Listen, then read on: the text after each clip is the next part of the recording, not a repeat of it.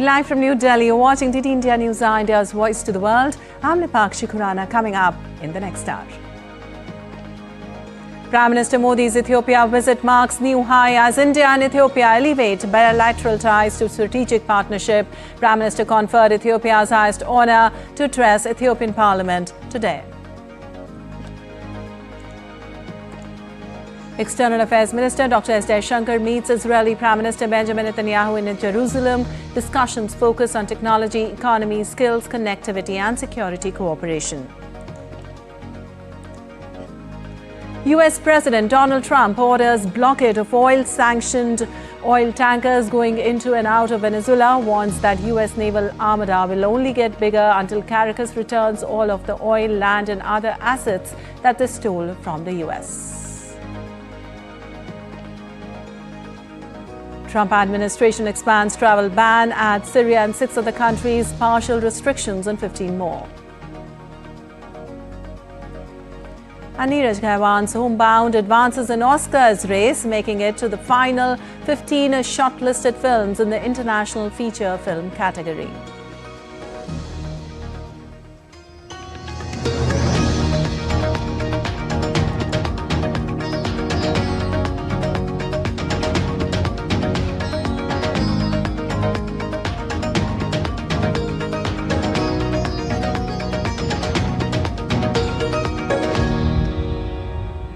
And on to the details now. India and Ethiopia have reaffirmed their resolve to elevate bilateral relations to new heights following talks between Prime Minister Narendra Modi and Ethiopian Prime Minister Abiy Ahmed in Addis Ababa.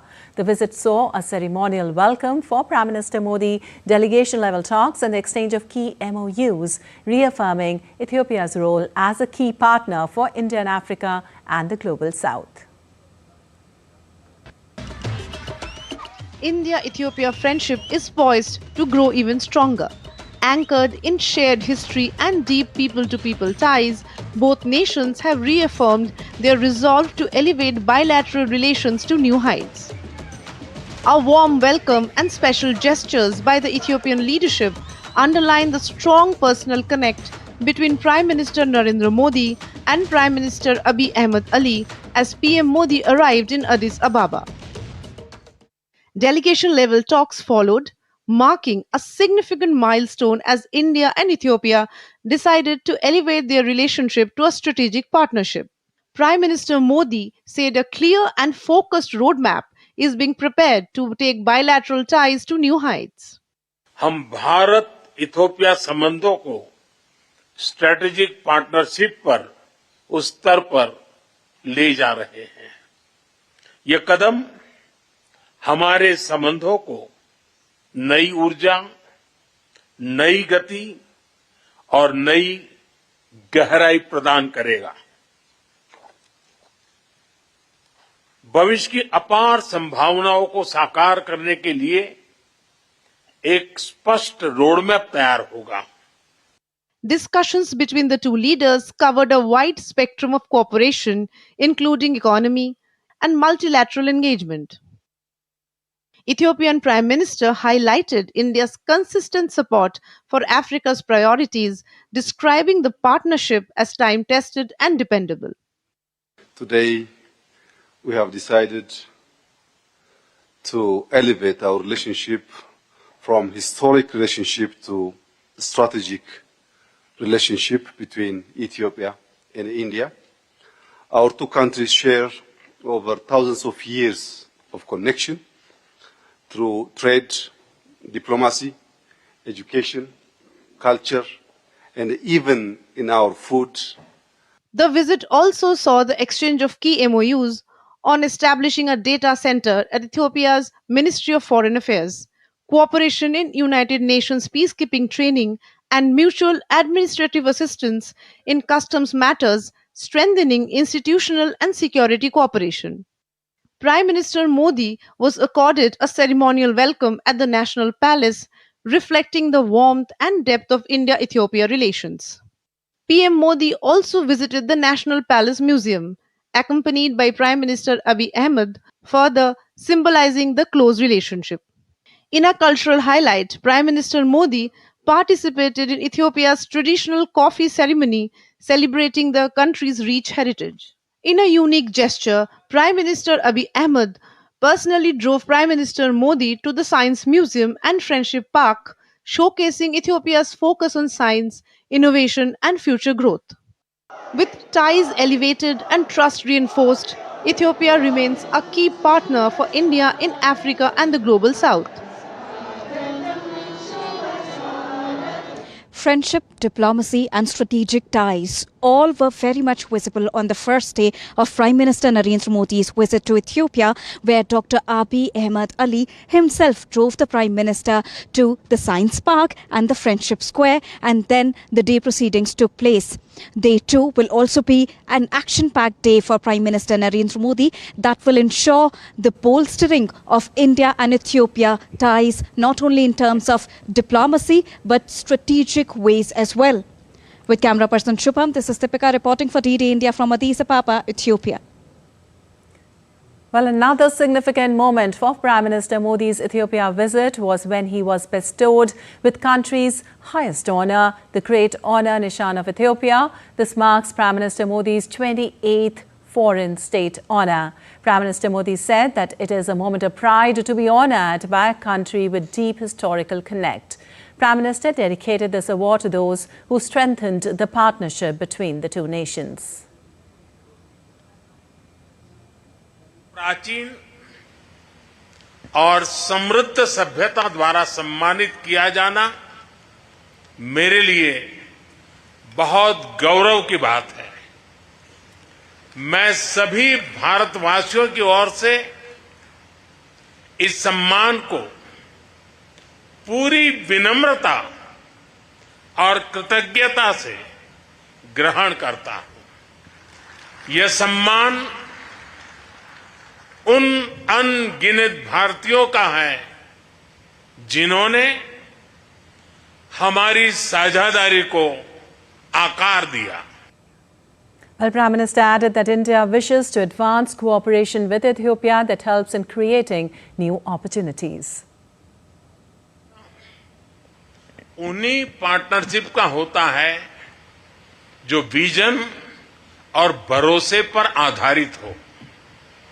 हम Ethiopia के साथ मिलकर ऐसे सहयोग को आगे बढ़ाने के लिए प्रतिबद्ध हैं जो बदलती वैश्विक चुनौतियों का समाधान भी करे और नई संभावनाओं का निर्माण भी करे। When the Ethiopian Prime Minister said that India and Ethiopia is at the threshold of great opportunities, he also lauded India's self-reliant initiative. Your vision of self-reliant India, anchored in practical governance and broad strategic partnership, speaks directly to us. It resonates with our philosophy of Madamar, the belief that when we act together, we multiply our strengths. Our nations draw wisdom from ancient civilizations, yet strive to build modern, capable states for the next generation. Well, today, on day 2 of his Ethiopia visit, Prime Minister Modi will visit Adwa Monument and Museum and will lay wreath at the Adwa Victory Monument. He later addressed the joint session of the Ethiopian Parliament. In the Parliament premises, Prime Minister Modi will undertake tree plantation with his Ethiopian counterpart and speakers of both houses under Ek Ped Ma Ke Naam, or One Tree in the Name of Mother campaign.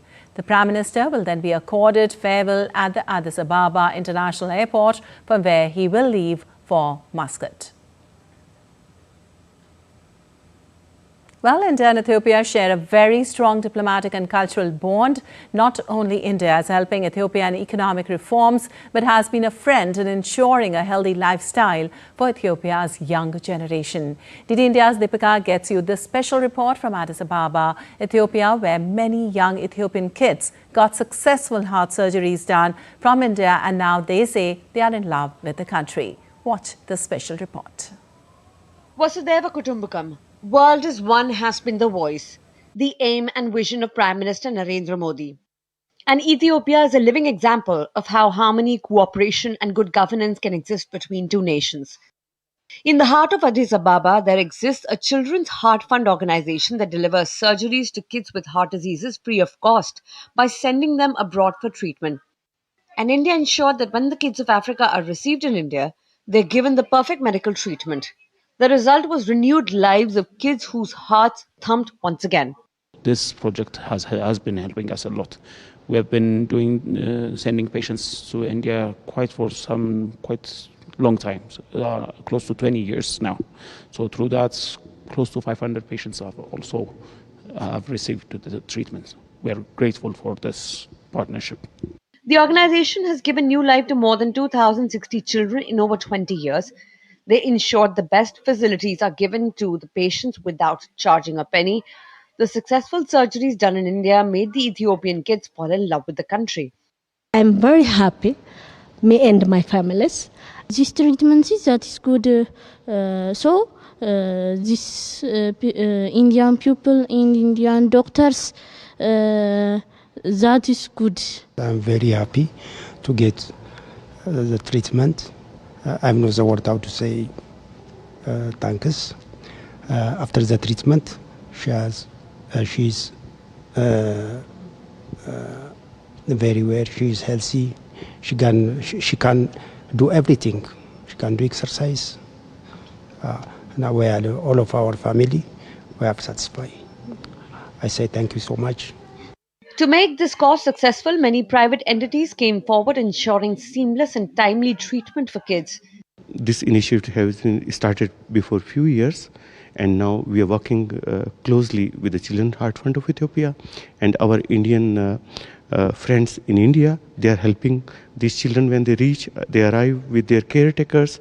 They take the full care, and the total treatment is free.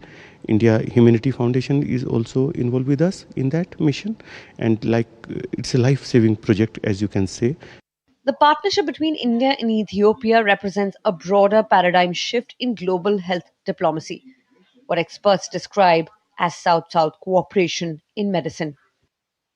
Vasudeva Kutumbakam, the world is one family, has been the message that Prime Minister Narendra Modi has not only sent to the entire world, but we can see the living examples of it through the help of this initiative here in Ethiopia, where many beneficiaries, the young kids, are giving wings to their dreams because the Indian doctors help them getting the right treatment at the right time, and the government also played a key role. With this message, with this initiative, we again send the message of Vasudeva Kutumbakam to the entire world, because the world is one family. With camera person Shubham, this is Deepika reporting for DD India from Addis Ababa, Ethiopia. Namaste. And for more on Prime Minister's visit to Ethiopia, we have my colleague Deepika Mehto joining us from Ethiopia itself. Well, Deepika, from the ceremonial welcome to the conferral of Ethiopia's highest civilian honor on Prime Minister Modi, tell us, how is this visit elevating ties to new heights? And as the two countries share a very strong diplomatic and cultural bond, including health diplomacy.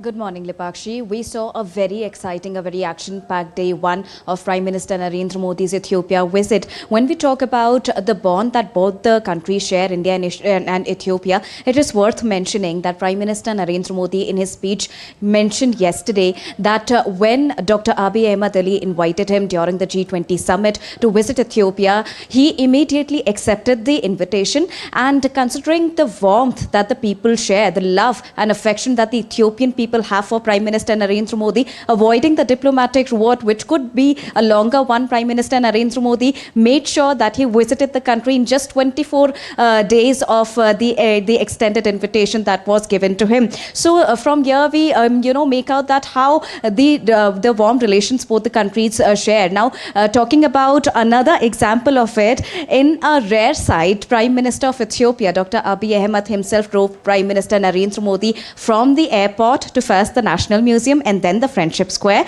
which have been built under the leadership of Prime Minister Abiy Ahmed. And then they came to the community reception at the hotel, where hundreds of Indian people, they welcomed Prime Minister Narendra Modi wholeheartedly. Now, interestingly, Lipakshi, they were standing at the hotel 5 to 6 hours before because they were so excited. And when we talked to them, to the Indian diaspora, they said that this is like a dream come true moment for them for having their Indian Prime Minister at the foreign ground here in Ethiopia. And they really feel respected at the foreign ground because of all the policies and the kind of image that India has at the diplomatic platform across the whole world. And now when we talk about the diplomatic front as well, Prime Minister Narendra Modi in his speech yesterday said, now it is the time to take the friendship into a strategic partnership, and 3 key MOUs were signed in different key sectors, right from the data center to the UN peacekeeping to the customs department. These are the 3 key MOUs which have been highlighted and exchanged between both the countries yesterday.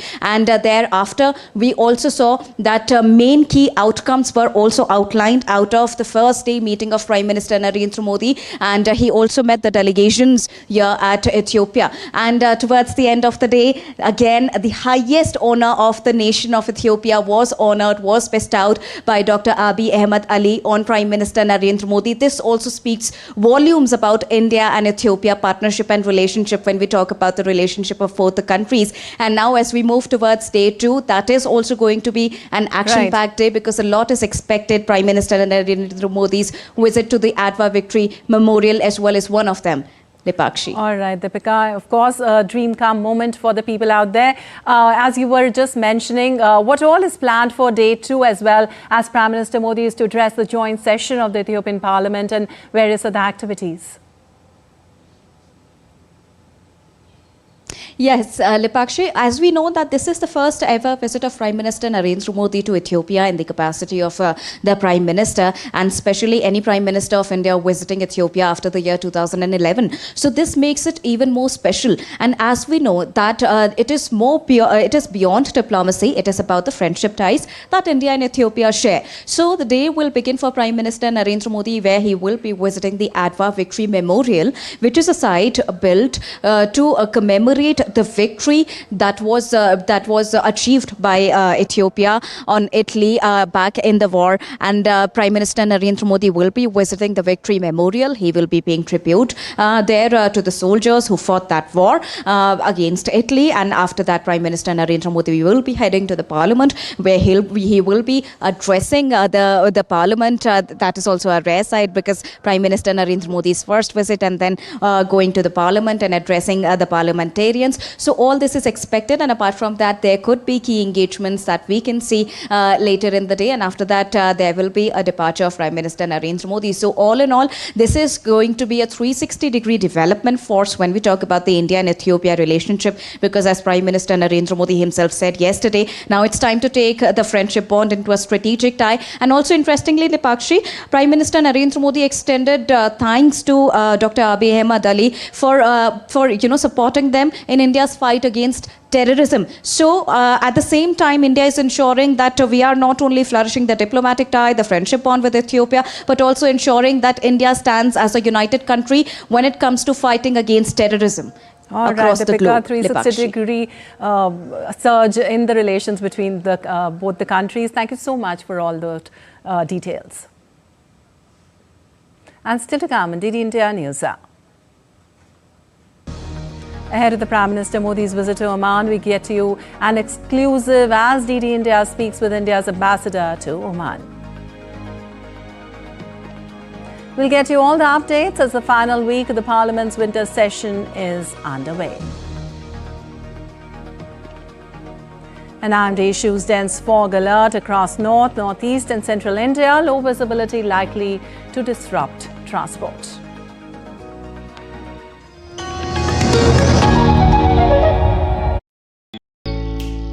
Jharkhand will mesmerize you with majestic nature, rich heritage and colorful culture. Hello. Johar.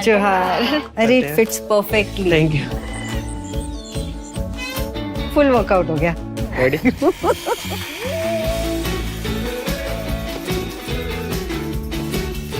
Postcards from Jharkhand on National Geographic.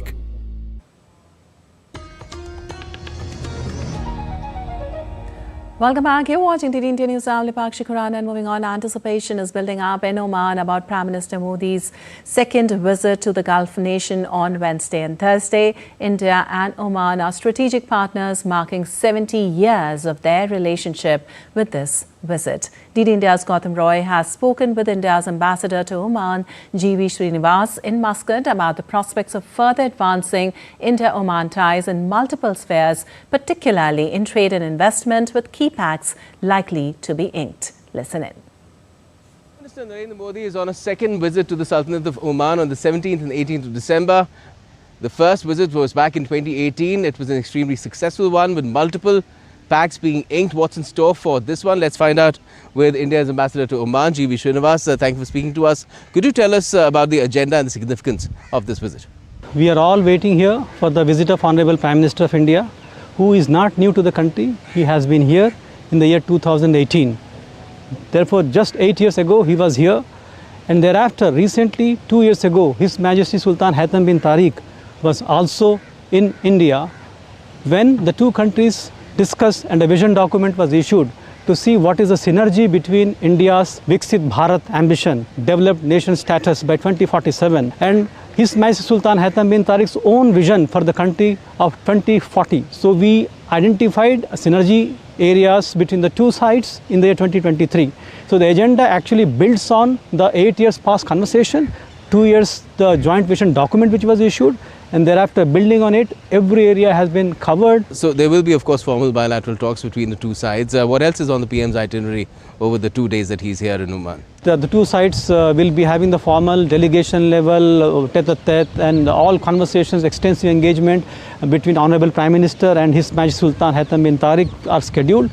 But in addition to that, there will be a business forum which we hope that Honorable Prime Minister will also address here. There will be community engagement, given that the presence of Indians here, no matter a lot less than what we used to be, at the highest of it used to be 1 million plus, but at this time we are around 675,000. But again, this is more based on the requirement of the country and the capacity that India has to fill the skills deficit that the country has. So the numbers have a natural tendency of moving up and down, but be as it may, there is a very significant population of the Indians here, which will be celebrated as Honorable Prime Minister interacts with them and communicates with them. Wonderful. May the Prime Minister have an encore of a successful visit to Oman. Thank you for speaking to us. So there you have it. A very, very successful visit is planned as far as Oman is concerned. The second visit of Prime Minister Modi, and a lot of significant pacts also, a lot of anticipation about the economic aspect of the ties, and a lot in store to come over the 2 days that the PM will be here. With the counterpersons RK as well as Shiva, this is Gautam Roy in Muscat, Oman for DD India. And one of the landmarks that Prime Minister Narendra Modi visited during his first tour of Oman in 2018 was the Sultan Qaboos Grand Mosque in capital Muscat. It's the largest mosque in Oman and has a strong India connect, which can be visited by people of all faiths. DD India's Gautam Roy reports from Muscat.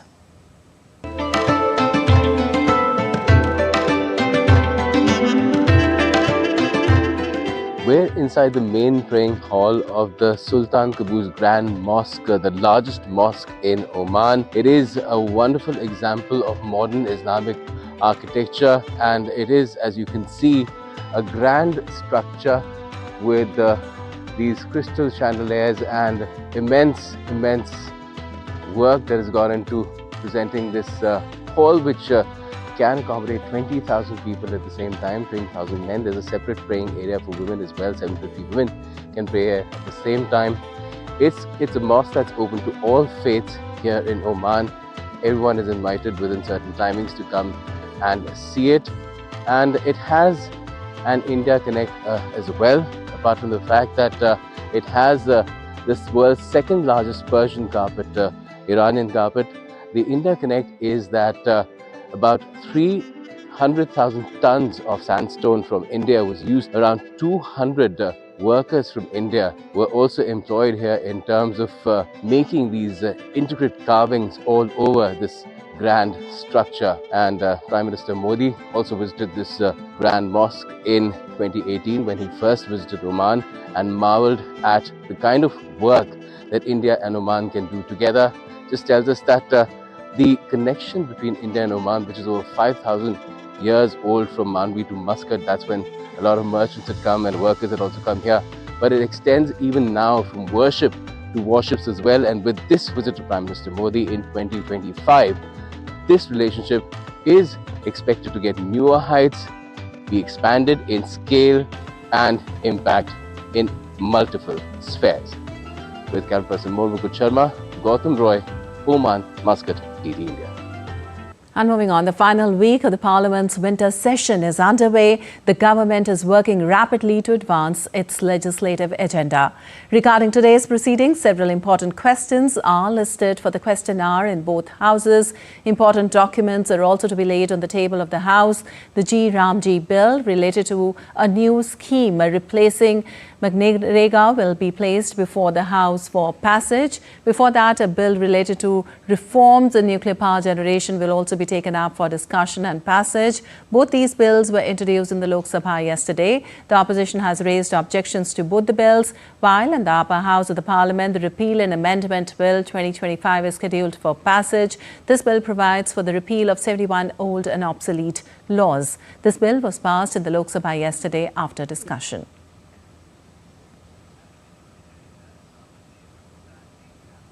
And for more on this, we have Dibyendu Mondal joining us. Well, Dibyendu, as the government pushes key bills in the final week of the winter session, how smooth do you expect today's proceedings to be, given the opposition's objections to the G. Ramji bill and the nuclear power reforms as well? Well, Lipakshi, good morning. We are entering the final leg of the winter session of Parliament. And, this today is expected. In fact, since yesterday, we are witnessing some sorts of protest in the Parliament from the opposition side, especially with regards to the bill that is going to replace the currently Manrega Act, which gives guaranteed employment to the rural workers for 100 days.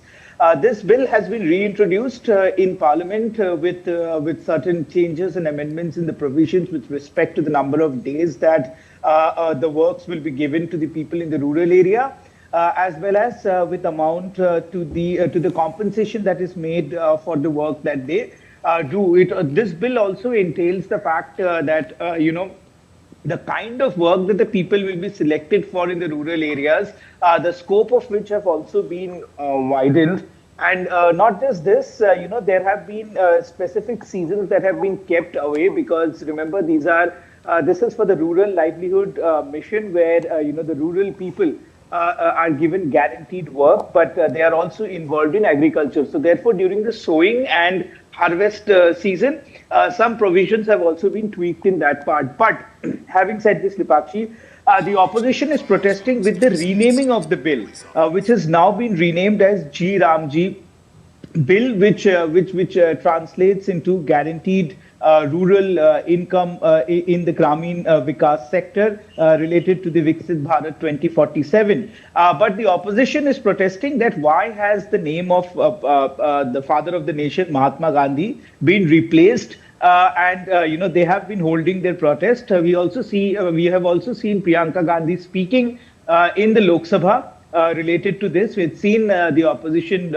putting out a demonstration outside the Parliament complex yesterday. But this is, of course, when the bill comes up for discussion, and the Agriculture Minister Shivraj Singh Chauhan, when he put forth this bill for passage, we could see some more commotion and disruption in the Lok Sabha. But as you also mentioned, Lipakshi, the other bill that Union Minister for Earth Sciences, Dr. Jitendra Singh, is likely to table is the bill related to the amendments in the nuclear mission for a more robust, safe and energy harnessing nuclear capability expansion in India. And this is, of course, a bill that will lead to more electricity as well as more energy generation through nuclear power in various nuclear power plants that is located, specifically at the Kuraikulan nuclear power plant that is in Tamil Nadu. So therefore, these are the two key bills that is listed in the Lok Sabha. All right. Thank you so much, Dibyendu, for all those details.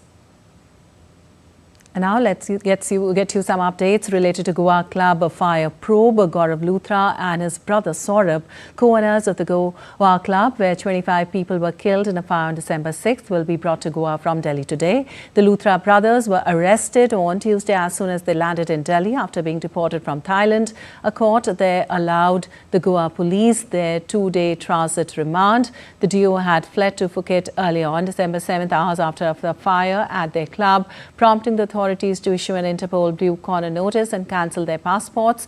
Duo were detained and deported under legal treaties between the two nations. 5 managers and staff members have already been arrested by the Goa police in connection with the fire.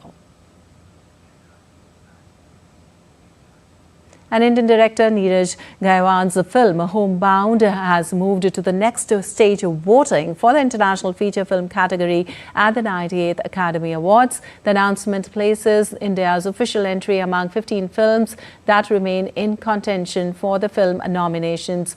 Final nominations for Oscars 2026. Now, the movie, which seeks to give a voice to people who feel invisible, features Ishan Khattar and Vishal Jaitwa in lead roles. It now stands beside films from Argentina, Brazil, France, Germany and others. The shortlist marks a significant milestone for the film, strengthening India's presence in the global awards circuit ahead of the final Oscar nominations.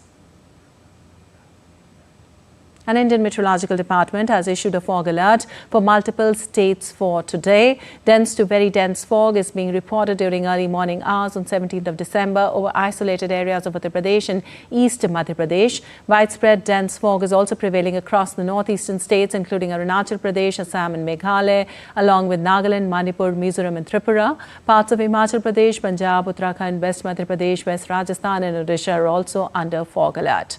Low visibility may disrupt road, rail and air traffic during the morning hours. Authorities have advised commuters to drive carefully and follow safety guidelines. And amid widespread fog conditions affecting flight operations in the national capital, Indigo Airlines has issued a travel advisory for passengers on Tuesday. Indigo warned that foggy winter conditions in North and East India may reduce visibility and slow flights, with some early morning flights possibly delayed or rescheduled for passenger safety. It said airport teams are working together to ensure smooth operations and assist passengers despite the weather. Indigo advised travellers to allow extra time to reach the airport due to fog-related traffic delays and to check flight status online.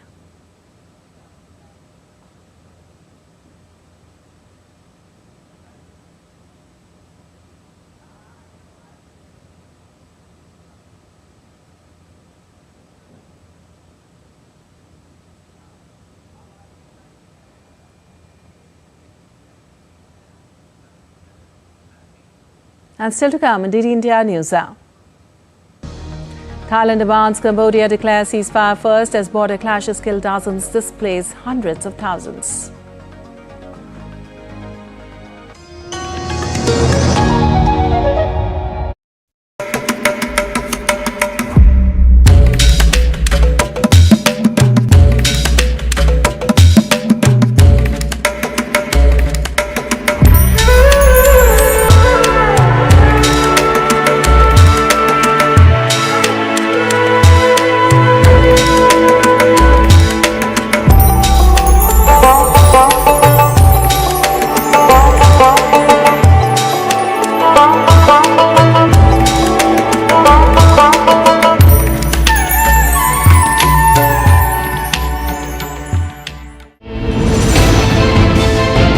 Geopolitics and trade deals.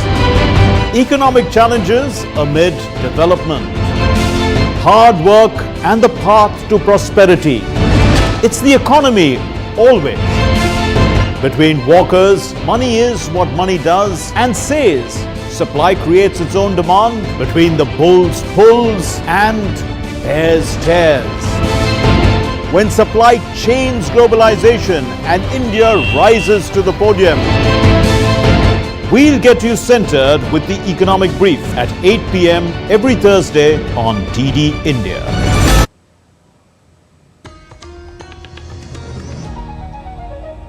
Welcome back. You're watching TD India News. I'm Lipakshi Khurana. And moving on, US President Donald Trump on Tuesday ordered a blockade of all sanctioned oil tankers entering and leaving Venezuela. In fact, warning that US naval armada will only get bigger until Caracas returns all of the oil, land and other assets that they stole from the US. Now, Trump's remarks came a week after the US seized a sanctioned oil tanker off Venezuela's coast, the latest move in Washington's pressure campaign against President Nicolas Maduro's government, which Trump blames for drug trafficking into the US. Also, Maduro, speaking at an event, said imperialism and the far-right forces want to colonize Venezuela to take over its wealth of oil, gas, gold, among other minerals.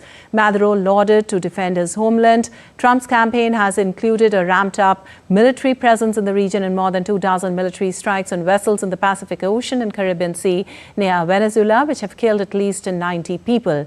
Now, Trump has also said that US land strikes on the South American country will soon start.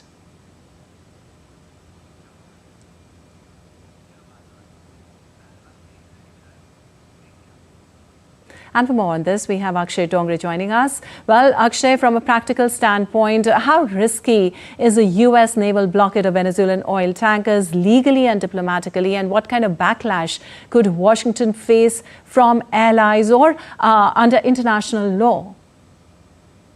As far as the risks are concerned, there are immense number of risks that are involved in this kind of a naval blockade. That are seen in situations like war, in situations like heightened security activities, and the reason that have been given as far as this naval blockade is concerned are not sufficient enough to justify it, because even if you're accusing Venezuela of drug trafficking, the US has been accusing Venezuela of drug trafficking.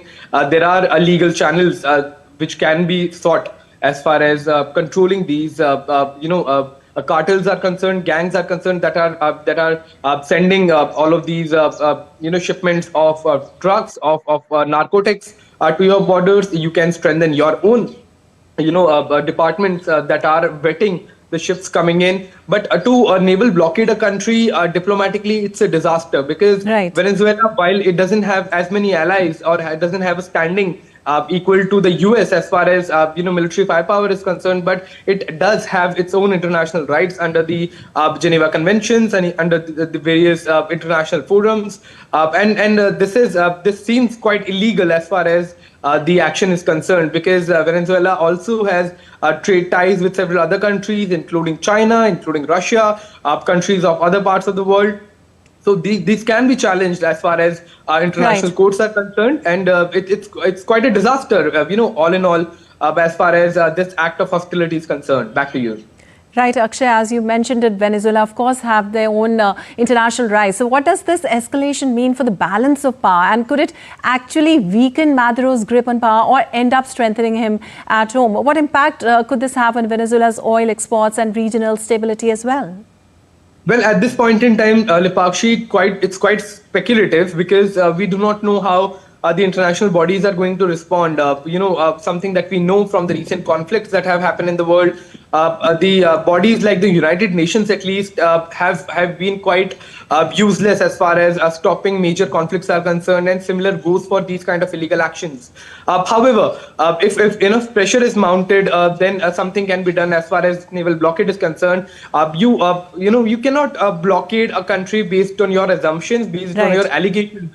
It has to be substantiated by facts on the ground. But the standing of Maduro, at least at this point on the world stage, his this kind of illegal action is only going to strengthen his legitimacy over power, because Maduro has been going around his country stating that this country is being challenged by the US, it's being attacked by the US, and US imperialism is being accused by the Maduro government, and honestly the Trump administration, except for leveling allegations of narcotics trade, has nothing more to say as far as why this naval blockade is being done. Earlier actions were being taken, ships were being taken into custody. So all of this at this point in time is only strengthening Maduro's legitimacy over power, that his country is being attacked and he's the leader of the country that is trying to secure the national interests. All right. Thank you so much, Akshay, for all those details. And moving on, the United States has designated Colombia's Clan del Golfo crime gang, currently the country's largest illegal armed group, as a terrorist organization, according to a notice posted to the U.S. Treasury Department's website on Tuesday. Now, the move follows a broader effort by President Donald Trump's administration to classify major Latin American criminal groups as terrorists, increasing penalties for those who support them. Now, Washington accuses the group of trafficking drugs and migrants into the U.S. Last year, the Biden administration had already sanctioned key Clan del Golfo leaders. U.S. Secretary of State Marco Rubio described the group as a powerful criminal network driven mainly by cocaine trafficking and linked to attacks in Colombia. Meanwhile, the group is engaged in peace talks with Colombia's government in Qatar, though its leaders would still face prison under any agreement. And the U.S. Air Force was acquiring two Boeing 747-8 jumbo jets for $400 million to establish a training and sustainment program for its future presidential airlift fleet. Now, the purchase is part of the service's efforts to accelerate the presidential airlift program as it prepares to transition to the newer and larger 747-8 model from the aging 747-200.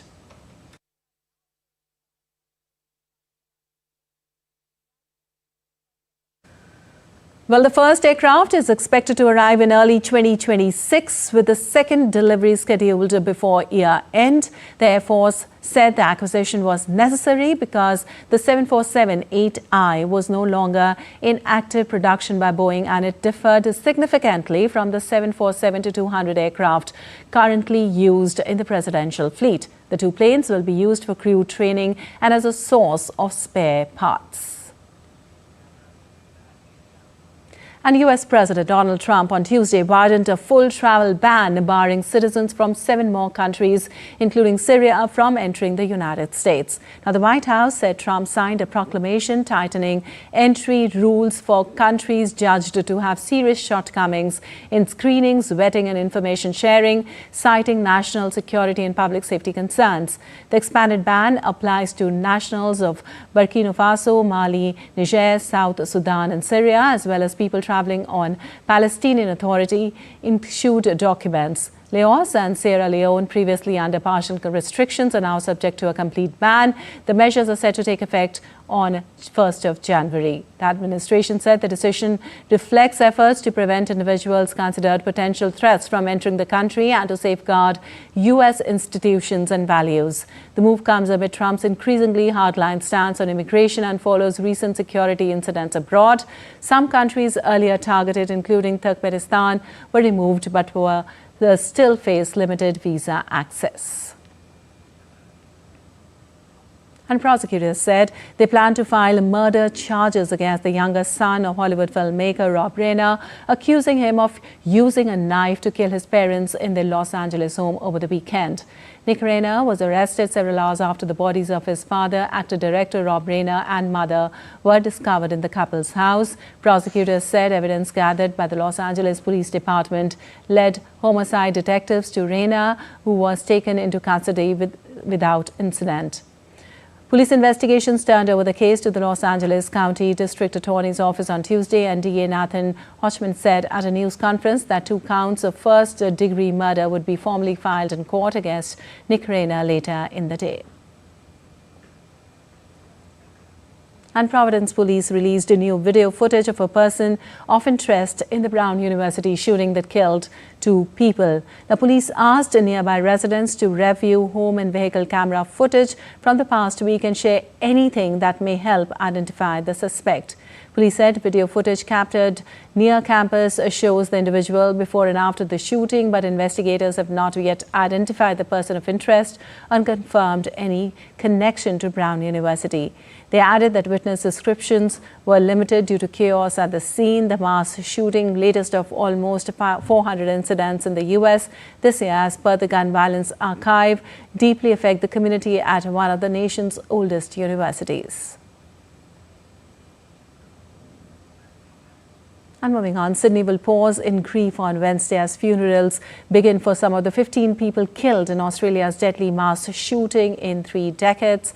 A Jewish Hanukkah celebration turned a tragedy that shook the nation and intensified fears of rising anti-Semitism and violent extremism. Police are zeroing in on the alleged father and son shooters, Sajid Akram and his 24-year-older son named as Naveed. Sajid was killed in a shootout with officers at the Bondi Beach Park where the attack took place on Sunday.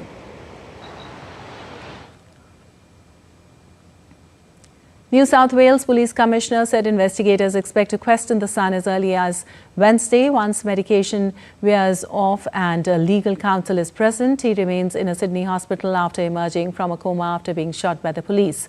Prime Minister Anthony Albanese did not disclose whether he would attend any of the funerals. In Bondi on Wednesday, swimmers gathered on Sydney's most popular beach and held a minute's silence. And Prime Minister Anthony Albanese said man accused of carrying out Australia's Bondi Beach mass shooting will be charged later on Wednesday as the funerals of the Jewish victims of Sunday's attack began. The attack is said to be Australia's deadliest mass shooting in 3 decades. The alleged father and son perpetrators opened fire on a Jewish Hanukkah celebration on Sydney's famed Bondi Beach on Sunday in an attack that shook the nation and intensified fears of rising anti-Semitism and violent extremism. Sajid Akram was shot dead by police at the scene while his 24-year-old son, named in local media as Naveed, emerged from a coma on Wednesday after also being shot by the police. Investigators expect to question the son once medication wears off and legal counsel is present. He remains in a Sydney hospital until heavy police guard. The men accused of carrying out Sydney's attack had travelled to the southern Philippines weeks before the shooting. And Thailand on Tuesday said that Cambodia must be first to announce a truce to halt fighting between the two nations after more than a week of deadly clashes and reignited border conflict. Thailand's Foreign Ministry spokeswoman Marati Nalita Andamo stated that since Cambodia is the aggressor on Thai territory, it must announce a ceasefire first and cooperate sincerely in border demining efforts. Cambodian Prime Minister Hun Manet expressed support for a Malaysia-led ASEAN ceasefire initiative with the U.S. involvement, but fighting has continued daily across 7 provinces on both sides, and Bangkok denied claims of a truce. Each side has blamed the other for instigating the clashes, claiming self-defense and trading accusations of attacks on civilians. Officials stated renewed fighting between the Southeast Asian neighbors this month has killed at least 34 people and displaced around 800,000. And still to come on DT India Newshour. India aims to seal a series win as they face South Africa in the 4th T20 International in Lucknow.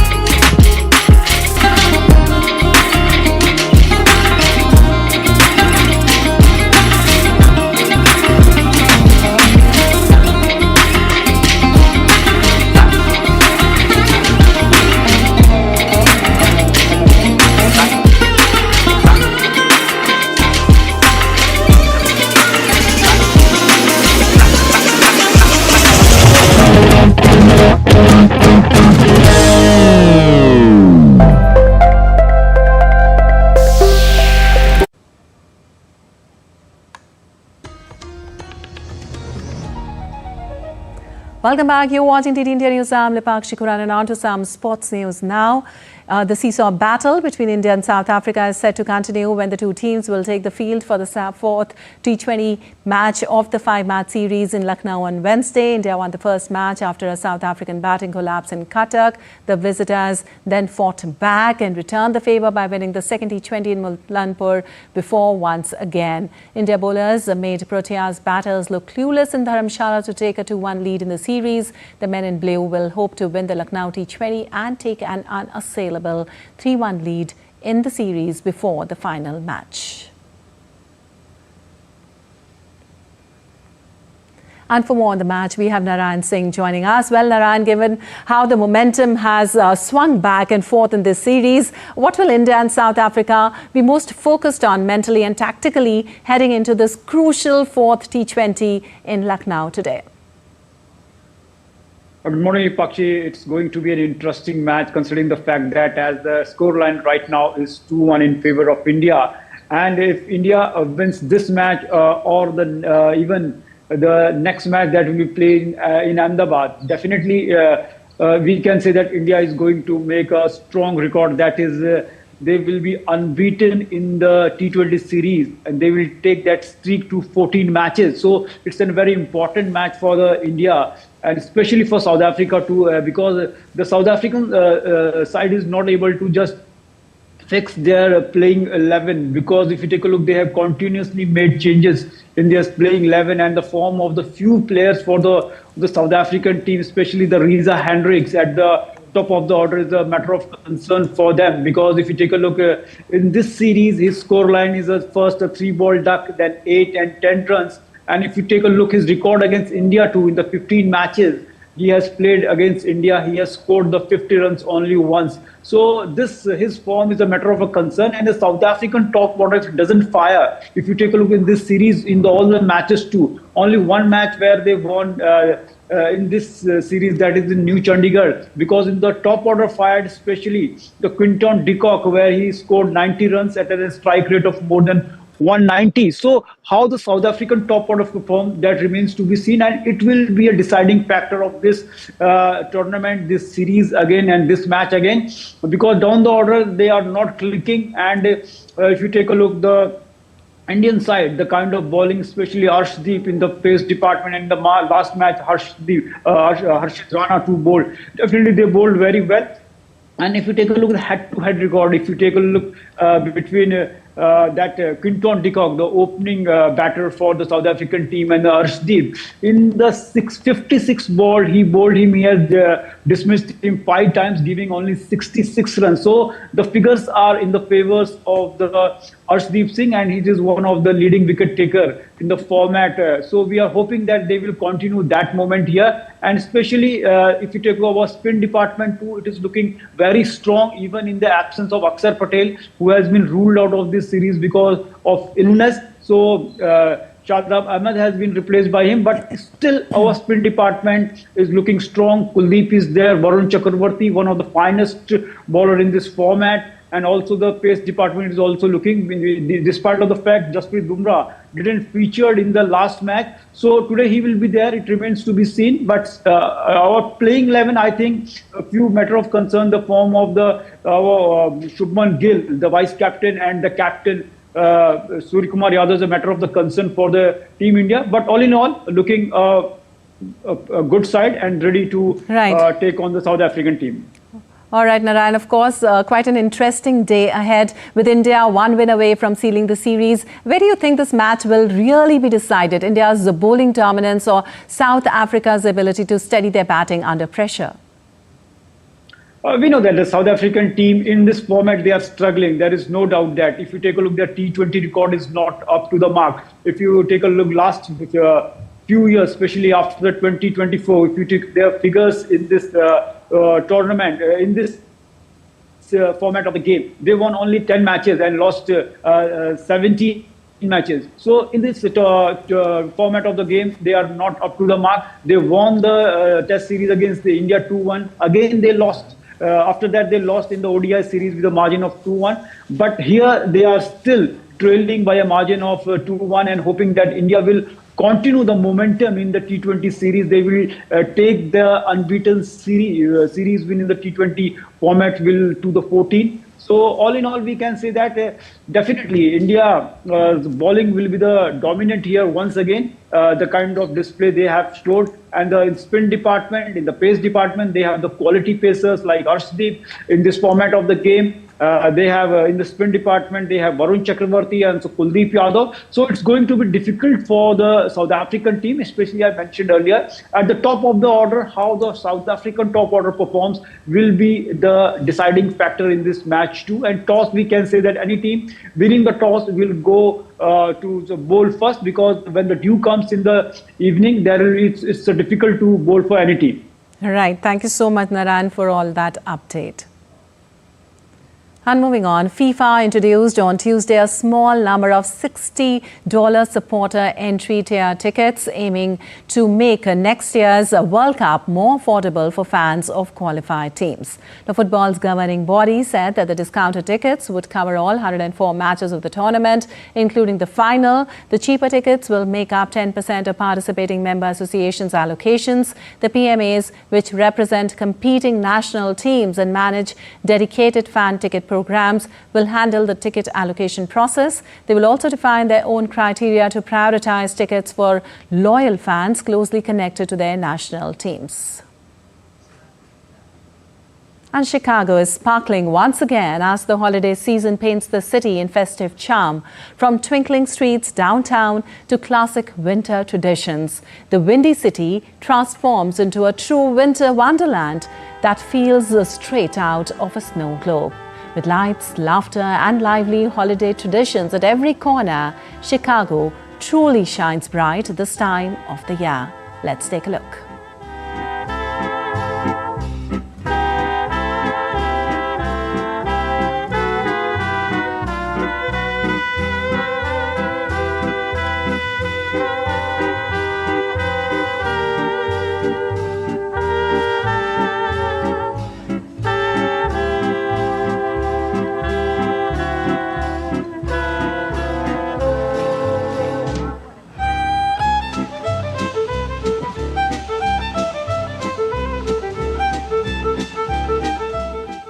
All right, that's all for this edition of DT India News Hour, but let us know your thoughts on the news of the day. For those on the go, you can get all the latest news and updates from India and across the world on the DT India mobile app. The app is available on both Android and iOS platforms. Scan the QR code on the screen to download now. We'll be back with more news as it breaks here on DT India. I'm Lipakshi Khurana from all of us here in Delhi. Thanks for watching DT India News Hour.